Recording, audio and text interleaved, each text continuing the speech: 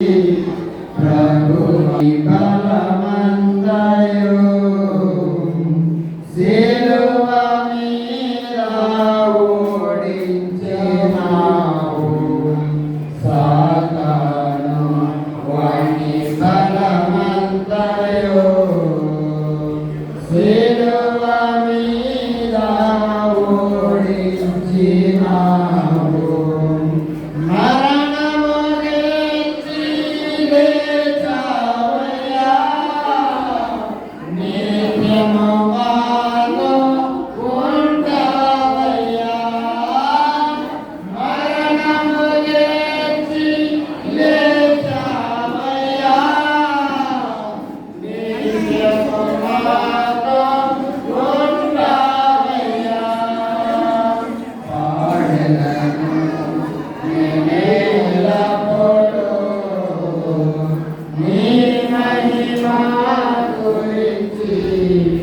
ప్రభువా ఎల్లప్పుడూ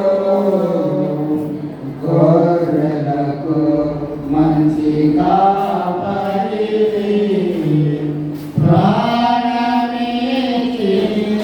రక్షించినావు.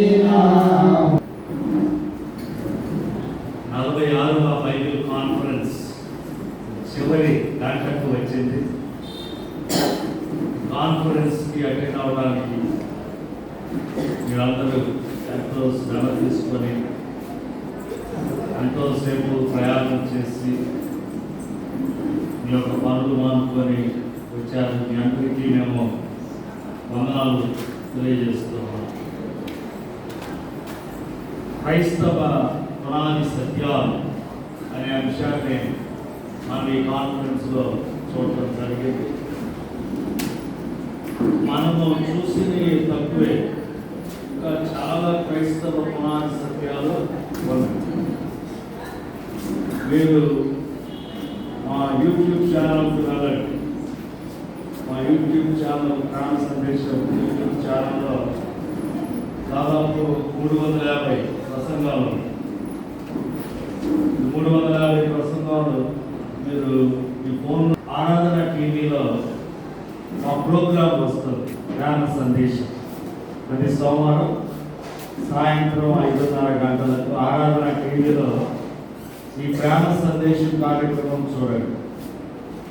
గత 10 సంవత్సరాలుగా ఈ యొక్క ప్రేమ సందేశం కార్యక్రమం వస్తుంది. మన తెలుగు రాష్ట్రాల్లో మరి అనేక మంది ఈ కార్యక్రమం చూస్తూ బైబిల్ సత్యాలు తెలుసుకుంటూ ఉన్నారు. మీరు కూడా ఈ యొక్క కార్యక్రమం చూస్తూ ఉండండి. ఇప్పటి వరకు చేసిన 350 ఎపిసోడ్లు కూడా మీరు యూట్యూబ్లో లేకపోతే మా వెబ్సైట్ www.drpaul.org వెబ్సైట్కి వెళ్ళి మీరు ఇవి నేర్చుకోవచ్చు. ఈరోజు చివరి గంటలో ప్రభువు బల్ల అనేటటువంటి అంశాన్ని మనం చూద్దాం. మన సహోదరులు మంచి వేడివేడిగా పాల తాలికలు వండుతూ ఉన్నారు. మీరందరూ మరి ఒక కూటమి అయిపోయిన తర్వాత మరి మంచిది ఒకటి వెయిటింగ్ లాగా ఉంది. మీరు అవి తినాలంటే ఇక మీ ప్రయాణాలు కూడా క్యాన్సిల్ చేసుకుని ఈ రాత్రి ఇక్కడే ఉంటామంట. కాబట్టి మీరు ఒక గంట సేపు పూర్తిగా దేవుని యొక్క వాక్యం మీద కాన్సన్ట్రేషన్ చేయండి. ప్రభువు వల్ల మరి బైబిల్ గ్రంథంలో చాలా ముఖ్యమైనటువంటి ప్రదేశం అది. దానికి బైబిల్లో క్రైస్తవ విశ్వాసంలో చాలా గొప్ప పాత్ర ఉంది. దానిని అర్థం చేసుకోవాలంటే మనము కొన్ని బైబిల్ వాక్యాలు చదవాలి. మొదటిగా 1వ కొరింథీయులకు రాసిన పత్రిక 11వ అధ్యాయంలో చూడండి. 1వ కొరింథీయులకు రాసిన పత్రిక 11వ అధ్యాయంలో 23వ వచనంలో చూడండి. నేను నీకు అప్పగించిన దానిని ప్రభువు వలన పొందితిని. ప్రభువు అయిన యేసు తాను అప్పగింపబడిన రాత్రి ఒక రొట్టెను ఎత్తుకొని కృతజ్ఞతాస్తుతులు చెల్లించి దానిని విడిచి, ఇది మీ కొరకైన నా శరీరము, నన్ను జ్ఞాపకం చేసుకున్నకై దీనిని చేయుడని చెప్పాను. ప్రకారమే భోజనమైన పిమ్మట ఆయన పాత్రను ఎత్తుకొని, ఈ పాత్ర నా రక్తము వలన అయినా కొత్త నిబంధన, మీరు దీనిలోనిది త్రాగునప్పుడల్లా నన్ను జ్ఞాపకం చేసుకున్నట్టుకై దీనిని చేయడని చెప్పాను. మీరు ఈ రొట్టెను తిని ఈ పాత్రలోనిది త్రాగునప్పుడల్లా ప్రభువు వచ్చు వరకు ఆయన మరణమును ప్రచురించుదురు. కాబట్టి ప్రభువు బల్ల అనేది చాలా గొప్ప ప్రదేశం, ప్లేస్. ప్రతి ఆదివారం, ప్రతి ప్రభువు దినం అది ప్రభువు దినము. అసలైతే ఈ సమయం మొత్తం ప్రభువు సమయం. మన క్యాలెండర్ ఏమంటాం? Christian calendar. అమెరికా అధ్యక్షుడు డొనాల్డ్ ట్రంప్ గారు ప్రమాణ స్వీకారం చేశారు కదా, ఆయన కొన్ని ఎగ్జిక్యూటివ్ ఆర్డర్స్ ఇస్తూ ఉంటారు. ఆయన సంతకం చేసే ముందు ఏమని రాస్తాడంటే, in the year of our lord 2025 I am signing this up. In the year of our Lord, మన ప్రభువు సంవత్సరము 2025వ సంవత్సరము జనవరి నెల 23వ తేదీ. ఇది మన ప్రభువు సంవత్సరం అని అమెరికా అధ్యక్షుడు సంతకం చేస్తారు. ఇది ప్రభు సంవత్సరం. ఈ సమయము యేసుక్రీస్తు ప్రభువు భూమి మీదకు వచ్చిన దగ్గర నుండి మనము కొలుస్తూ ఉన్నాం. 2025 అంటే యేసుక్రీస్తు ప్రభువు ఈ భూమి మీదకి వచ్చినప్పటి సమయం నుండి 2025 ప్రభువు దినము రోజున ప్రభువు సన్నిధిలోకి వెళ్ళి మనము ప్రభువు బల్ల దగ్గర కూడుకుంటూ ఉన్నాం. ఈ ప్రభువు బల్ల గురించి 7 సత్యాలు ఈరోజున మీతో పంచుకోవాలని నేను ఆశపడుతున్నాను. మొట్టమొదటిగా, it's a sacred place. Sacred place. ప్రభువు బల్ల అది పరిశుద్ధమైనటువంటి స్థలము. ఎందుకంటే మనము దేవుని గురించి చెప్పుకున్న మాటలు మీరు గుర్తు చేసుకోండి. దేవుడు సర్వజ్ఞుడు, సర్వాంతర్యామి, సర్వశక్తిమంతుడు. ఆ గొప్ప దేవుడు మానవ రూపములో ఈ భూలోకానికి వచ్చి ఆయన జరిగించినటువంటి ప్రధానమైనటువంటి కార్యం అంటే ఆయన యొక్క శిలువ యాగము. దానికి గుర్తుగా ఈ ప్రభువు బలను మనకు ఇచ్చి వెళ్ళాడు. అది పరిశుద్ధమైన దేవుని యొక్క సన్నిధి. పూర్వం ఇశ్రాయేలీయులు వారి పాలనలో ప్రత్యక్ష గుడారం ఉండేది. అది దేవుని సన్నిధికి చిహ్నంగా ఉండేది. ఆ ప్రత్యక్ష గుడారంలో ఒక మందిరము, ఆ మందిరములో పరిశుద్ధ స్థలము, మళ్ళా అతి పరిశుద్ధ స్థలము, ఆ అతి పరిశుద్ధ స్థలములో ఒక మందస్సము, అవన్నీ ఉండేవి. అవి దేవుని సన్నిధికి చిహ్నాలుగా ఇశ్రాయేలీయుల ముందు ఉండేవి. ఈ రోజున దేవుని సన్నిధికి చిహ్నముగా, దేవుని పరిశుద్ధమైన సన్నిధికి చిహ్నముగా మన మధ్యలో ఉన్నది ఏంటంటే ప్రభువు బల్ల. అది సేక్రెడ్ ప్లేస్. అది అతి పరిశుద్ధమైన స్థలము. రెండోది, అది సేక్రెడ్ ప్లేస్ కాబట్టి ఇట్స్ ఏ సీరియస్ ప్లేస్. అది పరిశుద్ధమైన స్థలము కాబట్టి అక్కడ మనం చాలా సీరియస్గా ఉండాలి. అక్కడ నవ్వులాడుకోవటం, లేకపోతే జోక్స్ వేసుకోవటం, లేకపోతే పాపపు కార్యాలు చేయటం, అలాంటివి అక్కడ ఉండకూడదు. పౌలు గారు ఇక్కడ చాలా స్పష్టంగా చెప్తున్నా, కొరింథీయులారా, ఈ ప్రభువు బలను మీరు సీరియస్గా తీసుకోవాలి. ఎందుకంటే ఇది పరిశుద్ధమైన స్థలము. పాత నిబంధనలో కూడా మీరు చూడండి, దేవుడు ఎవరైతే ఆయన సన్నిధిని లెక్క లేకుండా ప్రవర్తిస్తారో వారిని చంపేశాడు.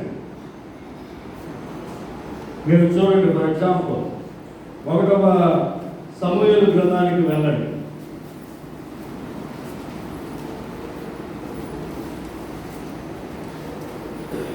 1వ సమూయేలు గ్రంథము 2వ అధ్యాయము 22వ వచనం నుండి మీరు చూడండి. ఏలీ బహు వృద్ధుడాయను, ఇశ్రాయేలీయులకు తన కుమారులు చేసిన కార్యములని వారు ప్రత్యక్షపు గుడారం యొక్క ద్వారం దగ్గరకు సేవ చేయుటకు వచ్చిన స్త్రీలతో సేవించుటను మాట చెవిన పడగా వారిని పిలిచి ఇట్లనెను, ఈ జనుల ముందర మీరు చేసిన చెడ్డ కార్యములు నాకు వినబడినవి. ఇలాంటి కార్యములు మీరు ఎందుకు చేస్తున్నారు? నా కుమారులారా, ఇలాగ చేయవద్దు. నాకు వినబడినది మంచిది కాదు. యెహోవా జనులను మీరు అతిక్రమింప చేస్తున్నారు. నరునికి నరుడు తప్పు చేసిన యెడల దేవుడు విమర్శ చేయడు కానీ, ఎవరైనా యెహోవా విషయంలో పాపం చేసిన యెడల వారి యెడల ఎవరు విజ్ఞాపనం చేయను అనెను. అయితే యెహోవా వారిని సంపదలించి ఉండేది కనుక వారు తమ తండ్రి యొక్క మొరను వినకపోయేది. ఏలీ గారు ఆయన యాజకుడు ప్రత్యక్ష గుడారంలో ఆ యొక్క మందస్థము దగ్గర ఆయన సేవ చేస్తూ ఉన్నాడు. అయితే ఆయన కుమారులు ఏం చేస్తా ఉన్నారు? అక్కడకు సేవ చేయడానికి వచ్చిన స్త్రీలతో వారు శయనిస్తూ ఉన్నారు, వారు పాపపు కార్యాలు చేస్తూ ఉన్నారు. ఏలీ గారు వారిద్దరిని పిలిచి గద్దించాడు, మీరు చేస్తుంది ఏంటి? మీ వలన దేవుని యొక్క స్థలము అపవిత్రమైపోతుంది. మీరు దేవునికి మరి ఇలాంటి పని చేస్తే మీ పక్షాన ఎవడు విజ్ఞాపనం చేస్తాడు? అయితే మీరు అక్కడ ఉన్నటువంటి మాటలు చూడండి. యెహోవా వారిని సంపదలించి ఉండేది కనుక వారు తమ తండ్రి యొక్క మాటను వినకపోయారు. వాళ్ళ కండిషన్ చాలా సీరియస్గా మారింది. అప్పుడు దేవుడు వారిని చంపేసేయాలి అని నిర్ణయించుకున్నాను. లేవీకాండం 10వ అధ్యాయంలో కూడా చూడండి. లేవీకాండము 10వ అధ్యాయంలో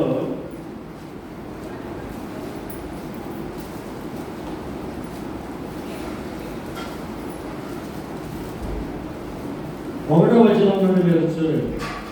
అహరోను కుమారులైన నాదాబు అబీయులు తమ తమ ధూపార్తులను తీసుకొని వాటిలో నిప్పులుంచి వాటి మీద ధూపద్రవ్యము వేసి యెహోవా తమకు ఆజ్ఞాపింపని వేరొక అగ్నిని ఆయన సన్నిధికి తేగా యెహోవా సన్నిధి నుండి అగ్ని బయలుదేరి వారిని కాల్చివేసినాం. కాబట్టి ఈ యొక్క అహరోను గారు మరి గొప్ప ప్రధాన యాజకుడు. ఆయన కుమారులు నాదాబు అబీయులు వారు ఏం చేశారంటే దేవుడు చెప్పనటువంటి విధానంలో వారు వేరొక అగ్నిని తీసుకొని దేవుని సన్నిధిలో అర్పించారు. ఏం జరిగింది? వెంటనే పరలోకం నుండి అగ్ని వచ్చి వారిని కాల్చివేసి. అసలు దేవుడు ఆయన పెట్టినటువంటి ప్రదేశాన్ని ఆయన సీరియస్గా తీసుకున్నాడు. అక్కడ మనం ఆశామాషిగా వ్యవహరించకూడదు.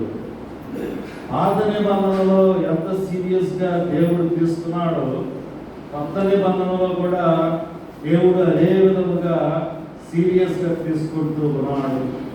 పౌలు గారు మరి ఆ సత్యాన్ని ఇక్కడ చెప్తూ ఉన్నాడు. మీరు తిరిగి వెళ్ళండి. 1 కొరింథీయులకు రాసిన పత్రిక 11వ అధ్యాయానికి వెళ్తే ఆయన ఏమంటా ఉన్నాడంటే 28వ వచనం, కాబట్టి ప్రతి మనుషుడు తను తాను పరీక్షించుకొనవలెను. అలాగూ చేసి ఆ రొట్టెను తిని ఆ పాత్రలో అంటే త్రాగవలెను. ప్రభు శరీరం అని వివేచింపక తిని త్రాగువాడు తనకు శిక్షావిధి కలుగుటకే తిని త్రాగుచున్నాడు. ఇందువలననే మీలో అనేకులు బలహీనులను రోగులై ఉన్నారు, చాలా మందిని నిద్రించుతున్నారు. పౌలు గారు కొరింథీయులతో అంటా ఉన్నాడు. కొరింథీ సంఘంలో ఉన్నటువంటి ఈ విశ్వాసులు ప్రభు బలని వారు చాలా వృధాగా వారు మార్చివేశారు. పౌలు గారి వారితో ఏమంటా ఉన్నాడంటే, మీలో చాలా మందికి రోగాలు పట్టుకున్నాయి. ఎందుకని? మీరు ప్రభువు బల్ల పట్ల జాగ్రత్తగా వ్యవహరించడం లేదు. మీలో చాలా మంది చనిపోతున్నారు. ఎందుకని? మీరు ప్రభువు బల్ల పట్ల జాగ్రత్తగా వ్యవహరించడం లేదు.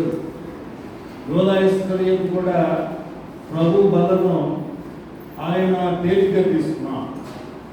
లోకాసు వార్తలో మీరు చూడండి. లోకాసు వార్త 22వ అధ్యాయంలో మీరు గమనిస్తే అక్కడ యేసుక్రీస్తు ప్రభువు ఆయన ప్రభు బలను సిద్ధం చేస్తూ ఉన్నాడు. 22వ అధ్యాయము 20వ వచనం నుండి చూడండి. ఆ ప్రకారమే భోజనమైన తరువాత ఆయన గిన్నెయు పట్టుకొని, ఈ గిన్నె మీ కొరకు చిందింపబడుచున్న నా రక్తపు వలనైన కొత్త నిబంధన. ఇదిగో నన్ను అప్పగించు వారి చెయ్యి నాతో కూడా ఈ బల్ల మీద ఉన్నది. యేసుక్రీస్తు ప్రభువు ఆయన రొట్టె ఇస్తా ఉన్నా, రొట్టె ద్రాక్షారసం అక్కడ ఉంది. ఆయన శిష్యులందరూ ఉన్నా. అప్పటికే యూదా ఇస్కరియోతు ఒక ప్లాన్ వేసుకున్నా. యేసుక్రీస్తు ప్రభువును 30 వెండి నాణాలకు అమ్మేసేయాలి అనుకొని ఆ బల దగ్గరికి వెళ్ళాడు. అది ఆయనకి తెలియదా? యేసు ప్రభు ఆయన సర్వజ్ఞుడైన దేవుడు. ఆయన ఏమంటా ఉన్నాడంటే, నన్ను అప్పగించువాని చెయ్యి నాతో కూడా ఈ బల్ల మీద ఉంది. తర్వాత 3వ వచనం కూడా చూడండి. అంతటా 12 మంది శిష్యుల సంఖ్యలో చేరిన ఇస్కరియోతు అనబడిన యూదాలో సాతాను ప్రవేశించెను. ఇస్కరియోతు యూదాలో సాతానుడు ప్రవేశించాడు. ఎప్పుడు ప్రవేశించాడు? యోహాను సువార్తలో మీరు చూడండి. యోహాను సువార్త 13వ అధ్యాయానికి వెళ్ళండి. యోహాను సువార్త 13వ అధ్యాయంలో మరి 21వ వచనంలో మీరు చూస్తే యేసు ప్రభు ఒక మాట అన్నాడు, మీలో ఒకడు నన్ను అప్పగించును. ఆ శిష్యులందరూ వెంటనే కలవరం చెందారు. మనలో ఒకడు అప్పచెప్పడమా? ఎవరు ఆ వ్యక్తి? వారు యేసు ప్రభువును అడుగుతూ ఉన్నారు. 25వ వచనం, ప్రభువా వాడెవడు? యేసు ప్రభు అన్నాడు 26వ వచనం, నేను ఒక మొక్క ముంచి ఎవరికి ఇచ్చేదనో వాడే అని చెప్పి ఒక మొక్క ముంచి సీమోను కుమారుడకు ఇస్కరియోతు యూదాకి ఇచ్చాను. వాడు ఆ మొక్క పుచ్చుకొనగానే సాతాను బాణలో ప్రవేశించాను. ఎంత ఘోరమైనటువంటి పరిస్థితి యూదా ఇస్కరియోతు వచ్చి చూడండి. నిర్లక్ష్యంగా ప్రభు బల్ల దగ్గరికి వెళ్ళాడు. యేసు ప్రభువు ఆ రొట్టె అతనికి ఇచ్చాడు. అతడు తినగానే సాతాను వశం అయిపోయాడు. 30వ వచనంలో మీరు చూస్తే వాడు ఆ మొక్క పుచ్చుకొని వెంటనే బయటికి వెళ్ళను. అప్పుడు రాత్రి వేళ యేసు ప్రభు దగ్గర రొట్టె తీసుకొని అతడు సాతాను మనిషి అయిపోయాడు. బయటికి చీకట్లోకి నడుచుకుంటూ వెళ్ళిపోయాడు. కాబట్టి ప్రభువు బలను నిర్లక్ష్యంగా వ్యవహరించి దారుణమైనటువంటి ఫలితాలు అనుభవించిన వ్యక్తిగా ఇస్కరియోతు యూదా మనకు కనిపిస్తూ ఉన్నాం. కాబట్టి ఇట్స్ ఎ సేక్రెడ్ ప్లేస్. రెండోది, ఇట్స్ ఎ సీరియస్ ప్లేస్. దీనిని మనము సీరియస్గా, ఇది ప్రభువు బల్ల, ఇక్కడ నేను సీరియస్గా ఉన్నానా లేదా అని మనము జాగ్రత్తగా గమనిస్తూ ఉండాలి. మూడోదిగా, it's a saving place. It's a saving place. ప్రభువు బల అది రక్షించే బల. ప్రభువు బల అది విశ్వాసులను రక్షించేదిగా ఉంది. యేసు ప్రభు ఏమన్నాడు? ఇది నా రక్తము, పాపక్షమాపణ కొరకు అనేకుల కొరకు చిందింపబడుతున్న నిబంధన రక్తము. ఆ గిన్నెలో ఉన్నది యేసు క్రీస్తు ప్రభువు యొక్క రక్తం. అది ఎందుకు చిందించబడింది? పాప క్షమాపణ కొరకు చిందించబడింది. పూర్వము ఇశ్రాయేలీయులు పస్కా పండుగను వారు ఆచరించారు. నిర్గమాకాండంలో మీరు చూడండి, నిర్గమాకాండం 12వ అధ్యాయంలో మీరు చూస్తే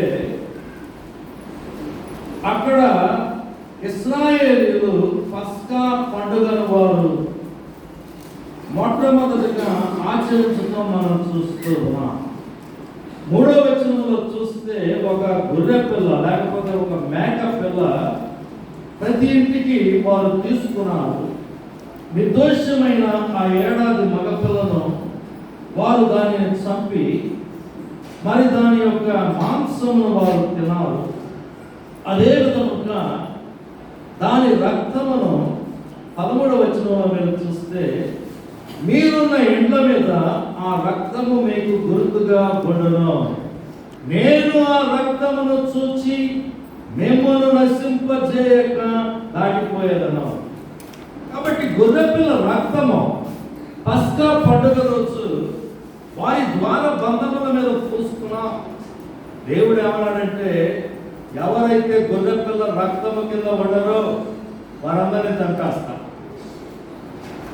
ఎవరైతే గొర్రెపిల్ల రక్తము కింద ఉంటారో వారికి మాత్రమే రక్షణ. ఆ పస్కా పండుగ యేసు క్రీస్తు ప్రభువు బలలో నెరవేరు. ఆయన మన పస్కా బలి పశువు. ఆయన శరీరమును సాదృశ్యముగా మనము భుజిస్తున్నాం. పస్కా గొర్రె పిల్ల దాని మాంసము ఇశ్రాయేలీయులు తిన్నట్టుగా మనము యేసు క్రీస్తు ప్రభువు ఇచ్చేటటువంటి జీవాహారాన్ని మనం తింటూ ఉన్నాం. అది మనలను రక్షిస్తూ ఉంది. అందుకని యేసు ప్రభు అంటామా, ఇది నా రక్తము, పాప క్షమాపణ నిమిత్తము అనేకుల కొరకు చిందించబడుతున్న నిబంధన రక్తం. ఆ రక్తము కింద ఉంటేనే రక్షణ. ఇశ్రాయేలీయుల కోసం ఇంకోటి చూడండి, 11వ వచనంలో చూడండి, మీ నడుము కట్టుకొని మీ చెప్పులు తొడుగుకొని మీ కర్రలు చేత పట్టుకొని త్వరపడుచు దాన్ని తినవలెను, అది యెహోవాకు పస్కా బలి. దాన్ని ఏ విధంగా తినాలి? Ready to leave.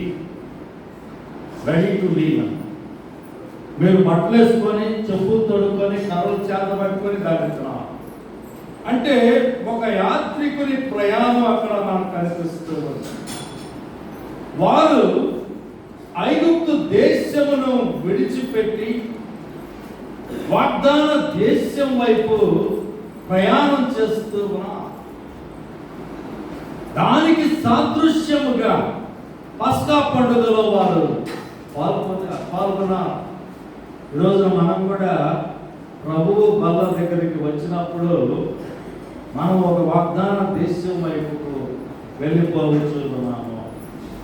నశించినటువంటి ఈ లోకము నుండి దేవుడు మనలను రక్షించి ఆ యొక్క గొప్ప దేశమునకు, పరలోక దేశమునకు మనలను సిద్ధం చేస్తూ ఉన్నాం.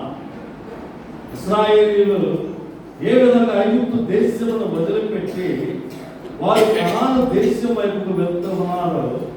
ఈ రోజున మనం కూడా ప్రభువు బల దగ్గర ఈ లోకమును విడిచిపెట్టి పరలోకానికి వెళ్తున్నటువంటి వారుగా మనం ఉన్నాం. అందుకని మీరు చూడండి, ప్రభువు బల దగ్గర రాబోయేటటువంటి రాజ్యము కూడా వివరించబడింది. యేసు ప్రభు ఏమన్నాడు?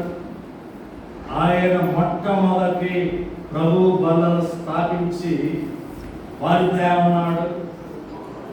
ఆ యొక్క గిన్నెలోనిది తాగి ఇకను నా తండ్రి రాజ్యములో కొత్తదిగా రాగు దినము వరకు ద్రాక్ష రసమును రుచి చూడను. మళ్ళీ ఎప్పుడు మీతో కలిసి నేను ప్రభువు బలలో పాల్గొంటానంటే నా తండ్రి రాజ్యం అంటే పరలోక రాజ్యములో మీతో కలిసి నేను రొట్టె విరిచి ద్రాక్ష రసము తాగుతాను. కాబట్టి మొట్టమొదటి ప్రభువు బల్ల ఏర్పాటు చేసినప్పుడే యేసుక్రీస్తు ప్రభువు ఆయన రెండవ రాకడ కూడా మనకు తెలియజేస్తున్నాం. కాబట్టి మనమందరము భవిష్యత్తులో పరలోకములో యేసుక్రీస్తు ప్రభువుతో కలిసి ఈ ప్రభువు బలలో పాల్గొనబోతున్నాం. కాబట్టి ఇట్స్ ఎ సేవింగ్ ప్లేస్. మనల్ని ఈ లోకములో నుండి రక్షించి ఆయన వాగ్దాన దేశములోకి తీసుకొని వెళ్తున్నాం. నాలుగోదిగా ఇట్స్ ఎ సస్టైనింగ్ ప్లేస్. నాలుగోది ఏంటి? It's a sustaining place. అది మిమ్మలను సంరక్షించే స్థలము. ప్రభువు వల్ల మిమ్మలను సంరక్షించేది, అది మిమ్మల్ని పోషించేది. ఈ సత్యం మీకు బాగా అర్థం కావాలంటే యోహాను సువార్త 6వ అధ్యాయానికి వెళ్ళండి. యోహాను సువార్త 6వ అధ్యాయంలో మీరు చూస్తే అక్కడ ప్రభు అయిన యేసుక్రీస్తు యూదులతో ఒక మాట అంటూ ఉన్నా. వాళ్ళందరూ అక్కడ ఒక పండగ చేసుకుంటూ ఉన్నారు. వారు రొట్టెలు తింటూ ఉన్నారు. వారు రొట్టెలు తినేటప్పుడు వారు అరణ్యములో దేవుడు ఏ విధంగా మన్నాను కురిపించి వారిని పోషించాడో వారు జ్ఞాపకం చేసుకుంటూ ఉన్నారు. యేసు ప్రభు వారితో ఏమంటామంటే యోహాను సువార్త 6వ అధ్యాయం 47వ వచనం నుండి మీరు చూడండి. విశ్వసించువాడే నిత్య జీవము గలవాడు, జీవాహారము నేనే. మీ పితరులు అరణ్యములో మన్నాను తినను చనిపోయేది, దీనిని తినవాడు చావకుండానట్లు పరలోకము నుండి దిగి వచ్చిన ఆహారం ఇదే. పరలోకము నుండి దిగి వచ్చిన జీవాహారమును నేనే. ఎవడైనాను ఈ ఆహారము భుజించితే వాడెల్లప్పుడూ జీవించును. మరియు నేనిచ్చు ఆహారము లోకమునకు జీవము కొరకైన నా శరీరమే అని మీతో నిశ్చయముగా చెప్పుచున్నాను నేను. మరి యేసు ప్రభు వారితో ఏమన్నాడంటే, ఇదిగో మీ పితరులు అరణ్యములో మన్నాను తిన్నారు, అయినా కానీ చనిపోయారు. అయితే పరలోకము నుండి దిగి వచ్చిన జీవాహారాన్ని నేనే అన్నాను. యూదులకు ఆ మాట అర్థం కాలేదు. 52వ వచనం, ఈయన తన శరీరమును ఎలాగూ తిననీయగలనని ఒకరితో ఒకరు వాదించిరి. కావున యేసు చెప్పాను, మీరు మనుష్య కుమారుని శరీరము తిని ఆయన రక్తము తాగితేనే కానీ మీలో మీరు జీవము కలవారు.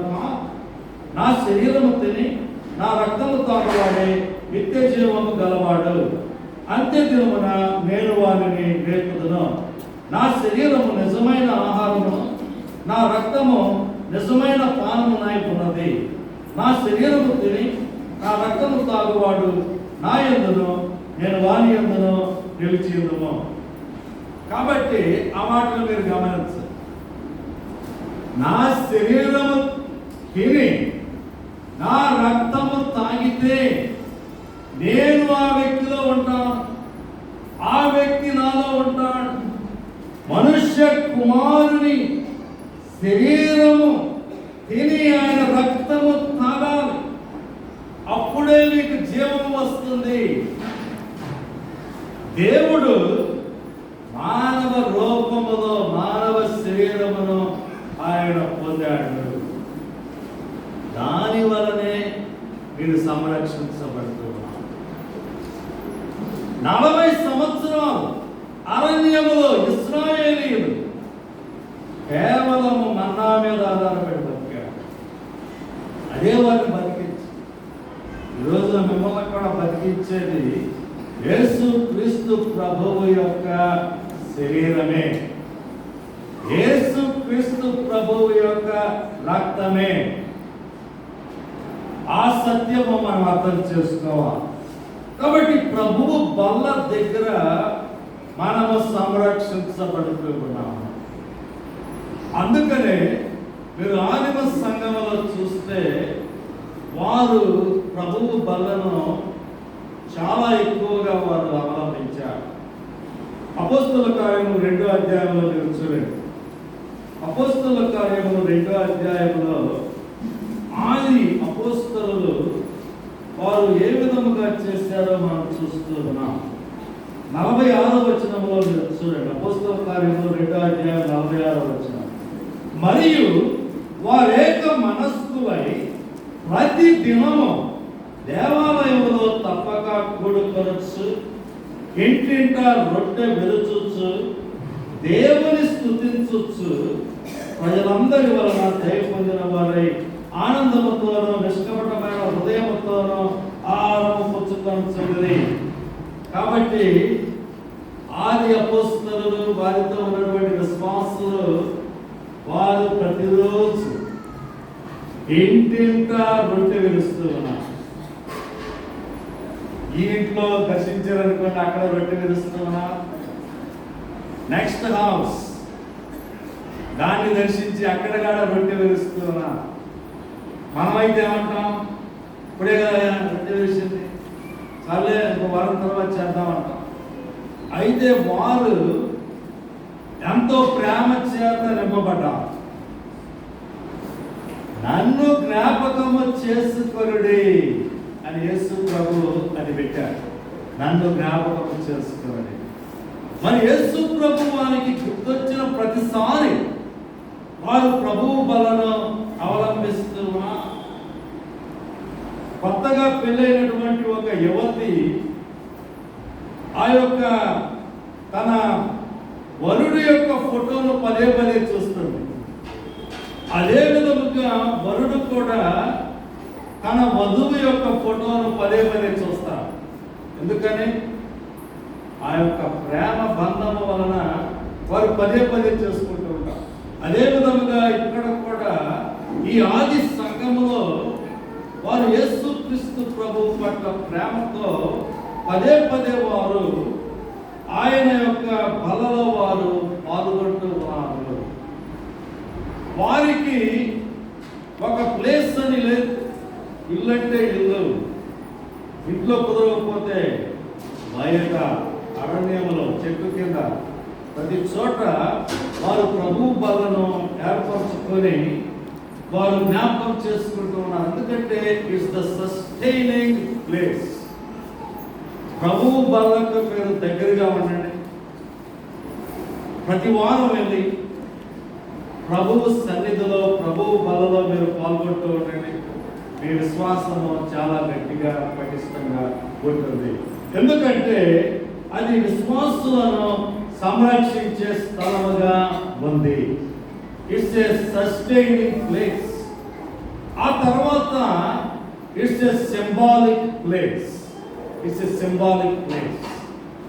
అది ఒక మంచి గుర్తుగా ఉంది. క్రైస్తవ్యానికి నన్ను అడిగితే సిలువ కన్నా గొప్ప చిహ్నం ఏంటంటే ప్రభువు బల. ఆ యొక్క గిన్నె పట్టుకొని యేసు ప్రభు ఏమన్నాడు? ఈ గిన్నె ఇది అనేకుల కొరకు చిందించబడుతున్న నిబంధన రక్తము. ఒక కొత్త నిబంధన ఆయన స్థాపించాడు. ఆయన పస్కా పండుగను ఆచరించడం అది ఒక అపూర్వమైన ఘట్టం. దేవుని దృష్టిలో అదే చివరి పస్కా పండుగ. ఆ పస్కా పండుగలోనే మొట్టమొదటి ప్రభువు బల ఏర్పాటు చేయడం. ఆయన ఎప్పుడైతే ఆ రొట్టె తీసుకొని ఇది నా శరీరము అన్నాడో పాత నిబంధన ముగిసింది. కొత్త నిబంధన ప్రారంభమైంది. ఆయన ఎప్పుడైతే ఆ యొక్క పాత్రను తీసుకొని ఇది నా రక్తము అన్నాడో పస్కా పండుగ ముగిసింది, ప్రభువు బల మొదలైంది. చాలా గొప్ప క్షణం. పాత నిబంధన ముగిసింది, కొత్త నిబంధన ప్రారంభమైంది. పస్కా పండుగ ముగిసింది, ప్రభువు బల మొదలైంది. ధర్మశాస్త్ర యుగం ముగిసింది, కృపాయుగము ప్రారంభమైంది. ఇశ్రాయేలీయుల సమాజం ముగిసింది, క్రైస్తవ సంఘము మొదలైంది. ఆ గొప్ప సంఘటనకు ప్రభువు బల చిహ్నంగా, ఆ చిహ్నములో మనము అనేక రకాలైనటువంటి అర్థాలు పొందుతూ ఉన్నాం. ఒక సింబల్ ఉందనుకోండి, ఒక రాజకీయ పార్టీ ఒక ఫ్యాన్ గుర్తు పెట్టుకుందనుకోండి, ఆ పార్టీ, ఆ ఫ్యాన్ చూస్తే మనకు ఆ పార్టీ దాని యొక్క లక్ష్యాలు అని గుర్తుకొస్తాయి. వారు ఒక చెయ్యి గుర్తు పెట్టుకుంటే ఆ పార్టీ యొక్క లక్ష్యాలు, ఆ పార్టీ అవన్నీ మనకు గుర్తొస్తాయి. వారు ఒక సైకిల్ గుర్తు పెట్టుకుంటే ఆ పార్టీ లక్ష్యాలు, ఆ నాయకులు వాళ్ళందరూ మనకు గుర్తుకొస్తారు. అదే విధముగా ప్రభువు బల దగ్గర మనకు ఏమి గుర్తుకు వస్తూ ఉన్నాయి? యేసుక్రీస్తు ప్రభు పెట్టిన 2 ఆర్డినెన్సెస్. ప్రతి విశ్వాసి 2 పనులు చేయాలన్నాడు ఆయన. మొట్టమొదటిది ఏంటంటే బాప్తిస్మము, రెండవది ప్రభువు బల. మొట్టమొదటి బాప్తిస్మం ఆయన పొందాడు. మీరు కూడా బాప్తిస్మం పొందండి. మొట్టమొదటి ప్రభువు బల ఆయనే స్థాపించి పాల్గొన్నాడు. మీరు కూడా ఈ ప్రభువు బలలో పాల్గొనాలి. బాప్తిస్మము మరి ఆ నీళ్లు మన దేహాన్ని తాకినప్పుడు, ఆ నీళ్ళలో మనము మునిగినప్పుడు మనం ఈ లోకానికి చనిపోయాము. ఆ నీళ్ళలో నుండి లేచినప్పుడు మనం క్రీస్తు కోసం బతుకుతూ ఉన్నాము. మన పాపములు ఆయనతో సమాధి చేయబడ్డాయి. ఇప్పుడు మనము ఆయన కొరకు జీవిస్తూ ఉన్నామని అతను బాప్తిస్మములో ఉంది. ప్రభువు బలలో మరి వర్తమానము, భూత, భవిష్యత్ కాలాలు 3 ఉన్నాయి. బయట మనం వెనక్కి చూస్తే ఆ భూత కాలంలో యేసుక్రీస్తు ప్రభు శిలువ మనకు జ్ఞాపకం వస్తుంది. ఆయన చిందించినటువంటి రక్తము మనకు జ్ఞాపకం వస్తారు. వర్తమానంలో ఆయన మనల్ని పోషించే జీవాహారము, యోహాను 6వ అధ్యాయం మనం చూసాం కదా, ఆ సత్యము మనకు గుర్తుకు వస్తారు. భవిష్యత్ కాలంలో యేసుక్రీస్తు ప్రభు యొక్క రాజ్యం కూడా గుర్తుకొస్తారు. ఎందుకంటే ప్రభువు వచ్చు వరకు ఆయన మరణమును ప్రచురము చేయటానికి మీరు ఈ బలలో పాల్గొనాలన్నాడు అపొస్తలుడైన పౌలు 1 కొరింథీ 11వ అధ్యాయం. మళ్ళీ నా తండ్రి రాజ్యములో నీతో కలిసి ఈ ప్రభువు బలలో పాల్గొంటానన్నాడు యేసు ప్రభు. యోహాను మత్తయి సువార్త 26వ అధ్యాయం. కాబట్టి ఆ చిహ్నములో యేసుక్రీస్తు ప్రభువు మరి ఆయన చేసినటువంటి శిలువ, ఆయన విమోచన, ఆయన ప్రస్తుతం మనల్ని నడిపించడం, అదే విధముగా ఆయన త్వరలో రాబోతున్నటువంటి మహిమ కలిగిన రాజుగా కూడా మనకు కనిపిస్తూ ఉన్నాం. కాబట్టి ఇట్స్ ఎ సింబాలిక్ ప్లేస్. మీరు ప్రభువు బల్ల దగ్గరికి వచ్చినప్పుడు ఆ చిహ్నాలన్నీ మనకు కనిపిస్తూ ఉన్నాయి. ఆ తర్వాత it's a sacrificial place. It's A sacrificial place. అది దేవుని కుమారుడు త్యాగము చేసినటువంటి స్థలముగా మనకు కనిపిస్తుంది. ఆ చక్కటి సత్యము అపొస్తలుడైన పౌలు 1 కొరింథీ 11వ అధ్యాయంలో మనకి తెలియజేస్తున్నా. మీరు చూడండి, అపోస్తుల కార్యములు 1 కొరింథీ 11వ అధ్యాయంలో మీరు చూస్తే 23వ వచనంలో మీరు చూడండి. ప్రభువైన యేసు తాను అప్పగింపబడిన రాత్రి ఒక రొట్టెను ఎత్తుకొని కృతజ్ఞతాస్తుతులు చెల్లించి, ఆయన అప్పగింపబడిన రాత్రి, ఆ మాట వెనుక ఎంతకు ముందు కూడా మనం ఒక రాత్రి చూసాం. లోకాసు వార్త 22లో కూడా మీరు చూడండి. లోకాసు వార్త 22లో మీరు చూస్తే 21వ వచనం, ఇదిగో నన్ను అప్పగించువాని చెయ్యి. ప్రభువేమో తాను అప్పగించబడిన రాత్రి, యోదాయేమో ఆయనను అప్పగించిన రాత్రి. ఆ 2 రాత్రుల మధ్య చాలా వ్యత్యాసం. ఆయన సమస్తము త్యాగము చేసి తనను తాను అప్పగించుకున్నాడు. పరలోకములో దేవునితో సమానముగా ఉండేటటువంటి స్థానమును వదిలివేశా.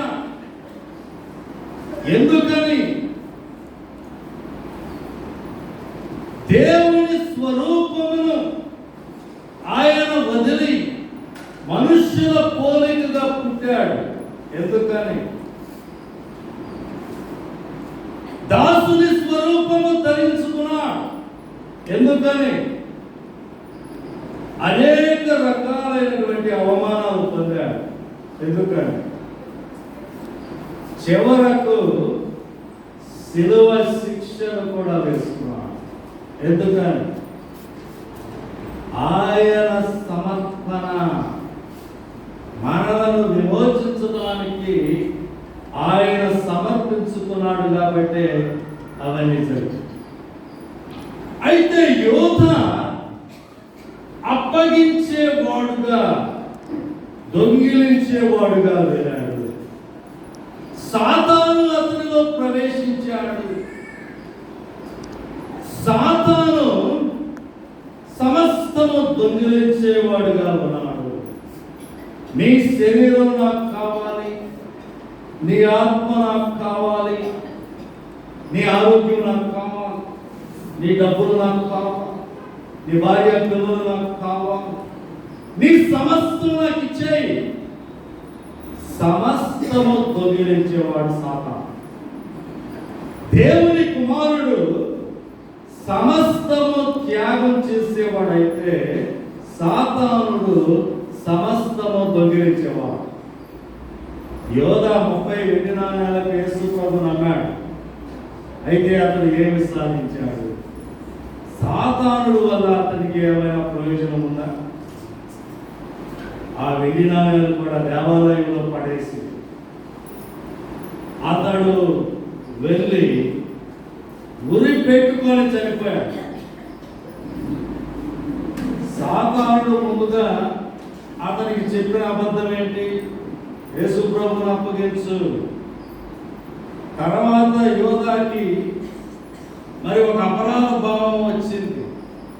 ఆ అపరాధ భావం వచ్చినప్పుడు సాతానుడు ఏమన్నాడంటే, వెళ్ళి నువ్వు చావు, ఉరి పెట్టుకొని చావు అన్నాడు.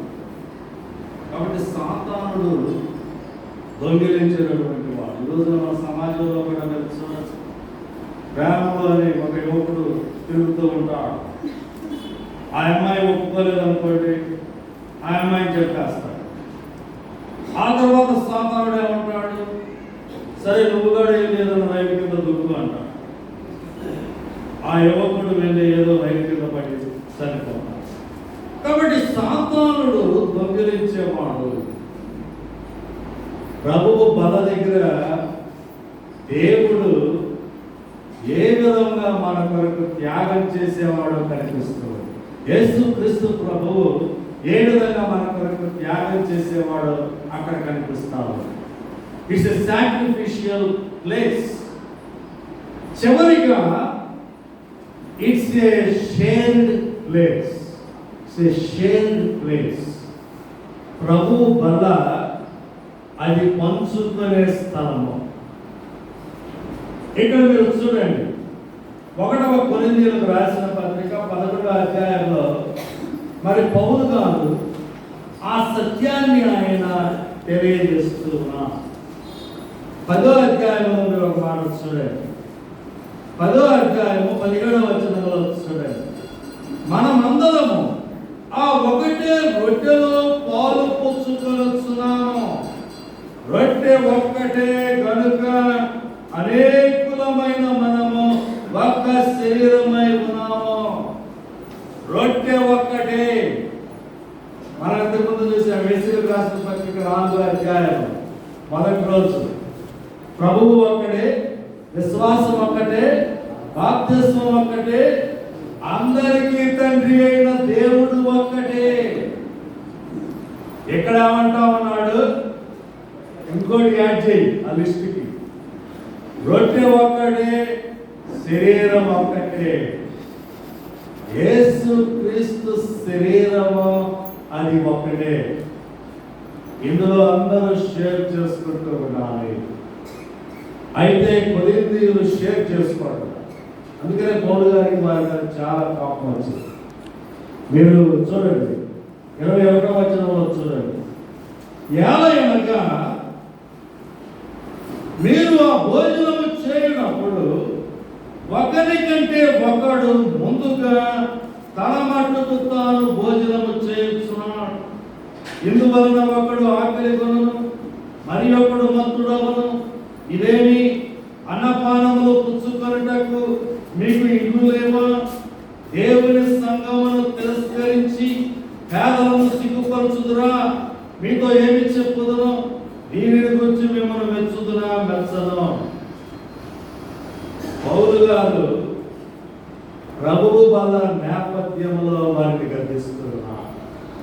ఈ కొరింథీయులు వీరు అన్యజనులు. వాళ్ళు ఇంతకు ముందు లవ్ ఫీస్ట్ అని వాటిలో పాల్గొనేవారు. మన దేవత విగ్రహాలు పెట్టుకొని వారు బాగా తిని బాగా మద్యం సేవించి డ్యాన్స్ వేసేవాళ్ళు. అలాంటి డ్యాన్స్ పార్టీలు వారు ఆ కల్చర్ని క్రైస్తవ సంఘంలోకి తీసుకొచ్చి వారు ఆదివారము, ఇప్పుడు మనకైతే చర్చిలోనే మనం వండుకొని తింటాం. ఆ రోజుల్లో ఎవరికి వారు మరి ఇళ్లలోనే వండుకొని మరి మందిరానికి తీసుకొచ్చి ఆ యొక్క మీటింగ్ హాల్లోనే తినేవాడు.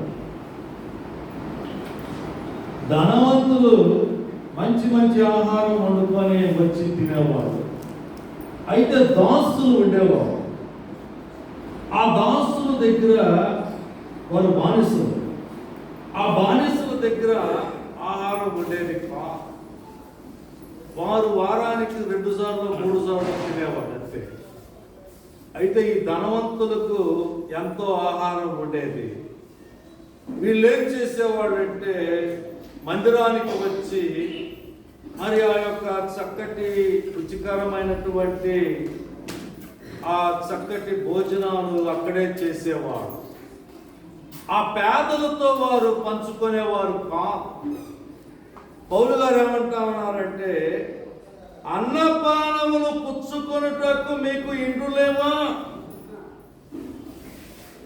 మీ ఫుడ్ మీరు తినేకాడికి మీరు ఇక్కడికి రావాలా? మీ ఇంట్లోనే తినండి.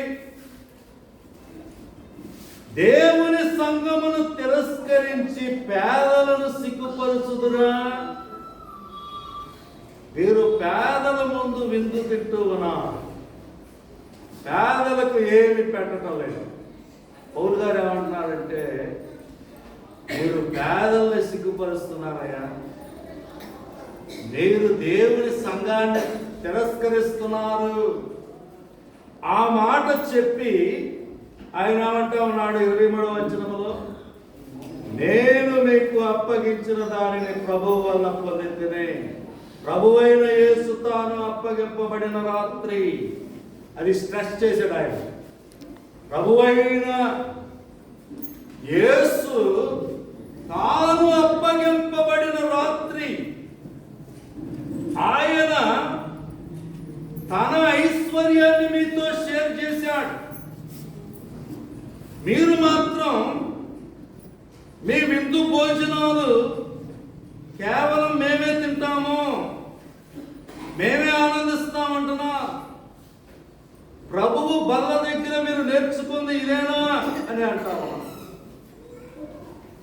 ఇది ఒక శరీరము, ఇది ఒక రొట్టె అని ఆయన తెలియజేస్తున్నారు. కాబట్టి ఇట్స్ ఏ షేర్డ్ ప్లేస్. ఇది ఒక్క శరీరం. ఇప్పుడు ఒక ఆయన నాతో అంటా ఉన్నారు, ఆయన సంఘములో 35 కులాల ప్రజలు ఉన్నారు. 35 కులాల ప్రజలు. కాబట్టి ఈ క్రైస్తవ సంఘము ఈ కులాల వారందరినీ ఒక్క శరీరముగా అది మార్చివేస్తుంది. కుల వ్యవస్థ క్రైస్తవ్యం పుట్టించింది.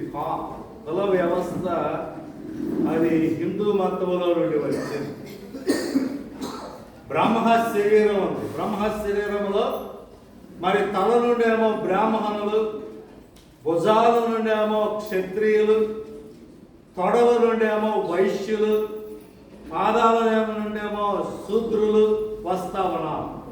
దళితులైతే అసలు ఆ శరీరంలో వారికి భాగం కూడా లేదు. అయితే బ్రహ్మ శరీరము క్రీస్తు శరీరం అవి వేరు. క్రీస్తు శరీరములో వర్ణ వ్యవస్థ లేదు. క్రీస్తు శరీరములో విశ్వాసులందరూ షేర్ చేసుకోవాలి. ధనవంతులు కూడా పేదవారితో షేర్ చేసుకోవాలి. అపోస్తలుడైన పౌలు గారు గలతీయులకు రాసిన పత్రిక 3వ అధ్యాయం 28వ వచనంలో రాశా, క్రీస్తు నందు బాప్తిస్మము పొందిన మీరందరూ క్రీస్తు వారే. ఇందులో యూదుడని క్రీస్తు దేశస్థుడని లేదు, దాసుడని స్వతంత్రుడని లేదు, పురుషుడని స్త్రీ అని లేదు. యేసు క్రీస్తు నందు మీరందరూ ఏకముగా ఉన్నారు. కాబట్టి ఇక ప్రభువు బల్ల దగ్గర యూదుడని క్రీస్తు దేశస్థుడని లేదు, దాసుడని స్వతంత్రుడని లేదు, పురుషుడని స్త్రీ అని లేదు. మీరందరూ ఏకముగా ఒక్క శరీరమై ఉన్నారు. కాబట్టి ప్రభువు బల్ల దగ్గర ఆ ఒక్క రొట్టెను మనము అందులో పాల్గొనేటప్పుడు మనము ఆ గొప్ప సత్యాన్ని జ్ఞాపకం చేసుకోవాలి. అదే విధముగా మనం షేర్ చేసుకోవాలి. కొరింథీయులు కానీ మరి వాళ్ళు చాలా స్వార్థపరమైనటువంటి పరిస్థితిలో ఉన్నారు. మీరు చూడండి 21వ వచనంలో కూడా, ఎందువలన ఒకడు ఆకలి గొనును మరి ఒకడు మత్తుడవను. వాళ్ళు ధనవంతులు వారికి బాగా తాగుతున్నారు, మత్తుతో వాళ్ళు వస్తూ ఉన్నారు. అయితే పేదలు మాత్రం ఆకలితో ఇంటికి వెళ్ళిపోతా ఉన్నారు. మనం అది కూడా ఆలోచించుకోవాలి. మన సంఘంలో ఈ రోజున మన సంఘంలో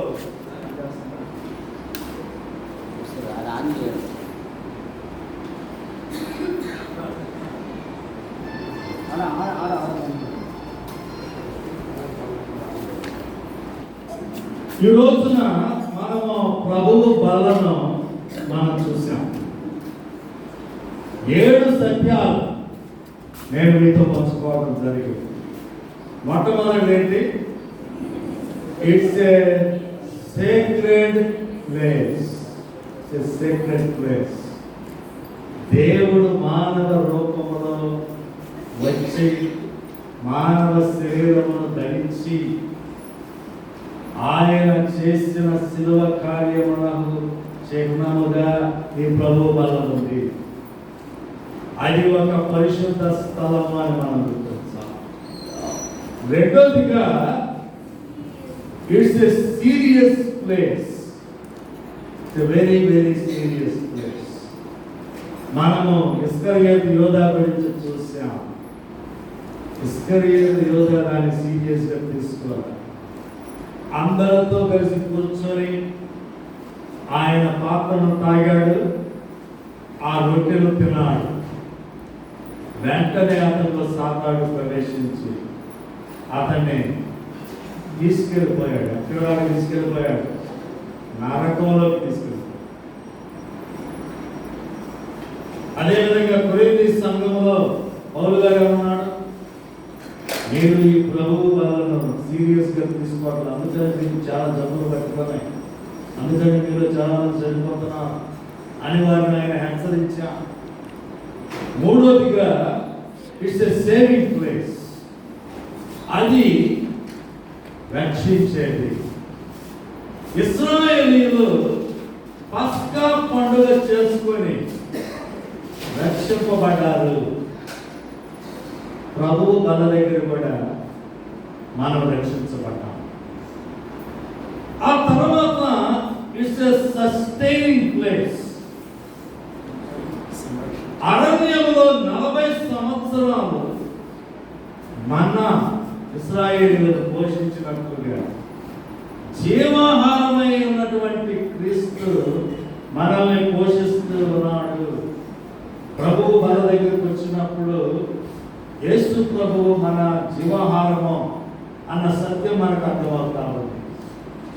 ఐదవదిగా ఇట్స్ ఎ సింబాలిక్ ప్లేస్. అది ఒక చిహ్నం. దేనికి అది చిహ్నమో మనం చూసాం. గతంలో మన రక్షణకు, ప్రస్తుతము మన క్షేమాభివృద్ధికి, భవిష్యత్తులో మన మహిమకు అది ఒక చిహ్నముగా ఉంది. ఆరోదిగా ఇట్స్ ఎ సాక్రిఫిషియల్ ప్లేస్. ప్రభువు అప్పగించుకొనిన వాడు, సాక్రిఫైస్ చేసిన వాడు, త్యాగము చేసిన వాడు అన్నది మనకు అక్కడ కనిపిస్తుంది. చివరగా it's a shared place. It's a shared place. Yesu ప్రభువు తన యొక్క పరలోకపు ఆశీర్వాదాలు మనతో షేర్ చేసుకోలేదా? యోహాను సువార్త 18వ అధ్యాయంలో మనం చూస్తాం కదా, ఆ రోమన్ సైనికులు వచ్చినప్పుడు పేతురు ఏం చేశాడు? కత్తి తీసుకొని ఆ రోమన్ సైనికుడి చెవి నరికేశాడు. యేసు ప్రభువు ఏమన్నాడు? తండ్రి నాకు ఇచ్చిన గిన్నెలోనిది నేను తాగకుండానా? ఆ ఉగ్రత పాత్రలోనిది తాగివేసి ఆశీర్వచనపు పాత్ర మనకిచ్చాడు.